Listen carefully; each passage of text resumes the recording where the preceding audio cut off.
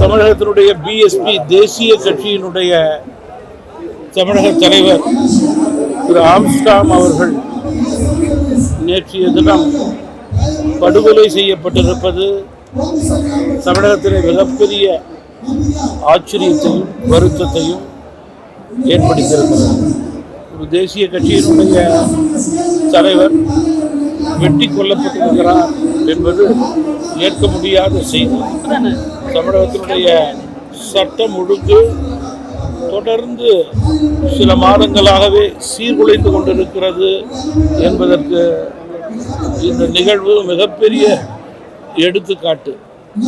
ஏற்கனவே திருட்டு, கொள்ளை, செயின் பறிப்பு, டாஸ்மாக், விஷச்சாராயம், கள்ளச்சாராயம், போதைப்பொருள் என்று ஒருபுறம் லா அண்ட் ஆர்டர் ப்ராப்ளத்திற்கு எடுத்துக்காட்டாக இருக்கும்போது, இன்றைக்கு ஒரு கும்பல் ஒரு தேசிய தலைவரை வெட்டி கொள்ளக்கூடிய தைரியம் தமிழகத்தில் ஏற்பட்டிருக்கிறது என்றால் மிகப்பெரிய தலைகுனியாகவே தமிழகத்திற்கு இருக்கிறது.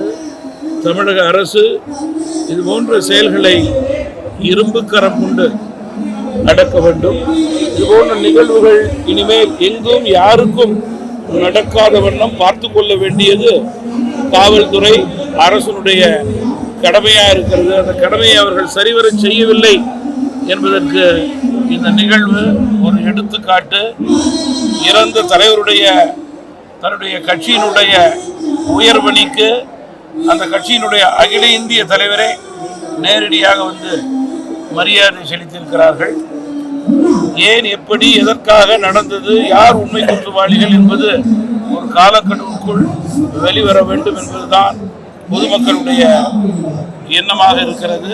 மேலும் கட்சிகளுக்கு அப்பாற்பட்டு அகில இந்திய அளவில் ஆளுங்கட்சி, எதிர்கட்சி என்று பல கட்சிகள் இந்த சம்பவத்துக்கு கண்டனம் தெரிவித்து உண்மை நிலை வெளிவர வேண்டும், சட்டம் ஒழுங்கு தமிழகத்திலே பாதுகாக்கப்பட வேண்டும் என்று கூறியிருப்பதை நான் இங்கே நினைவு கூற விரும்புகிறேன்.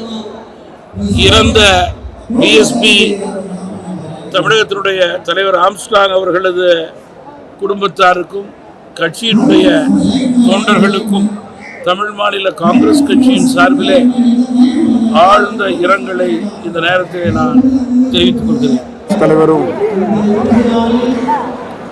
ஒரு இளம் வழக்கறிஞரும் சென்னை மாநகரத்தின் முன்னாள் மாமன்ற உறுப்பினரும் தமிழக அரசியலில் கடந்த 30 ஆண்டு காலமாக ஒடுக்கப்பட்ட மக்களின் உரிமைகளுக்காகவும் தலித் மக்களுடைய சமூக முன்னேற்றத்திற்காகவும் தன்னை முழுமையாக அர்ப்பணித்து உழைத்துக் கொண்டிருந்த என்னுடைய அருமை சகோதரர்களில் ஒருவரான, என்னை ஒரு மூத்த சகோதரராகவே கருதிய என் அன்பு இளவல் ஆம்ஸ்ட்ராங் அவர்கள் 2 தினங்களுக்கு முன்பு படுகொலை செய்யப்பட்டார் என்ற செய்தி தமிழக தலித் அரசியலுக்கு ஒரு மிகப்பெரிய அதிர்ச்சியை, வேதனையை, நிரப்ப முடியாத ஒரு இழப்பை உருவாக்கியிருக்கிறது. அருமை சகோதரர் ஆம்ஸ்ட்ராங் அவர்கள் துடிப்புமிக்க ஒரு இளைஞர். தமிழகத்தில் ஆயிரக்கணக்கான இளைஞர்களை அம்பேத்கரிய சிந்தனையிலும், அம்பேத்கரிய வழியிலும், பௌத்த சிந்தனையிலும், பௌத்த நெறியிலும் நெறிப்படுத்தியவர்.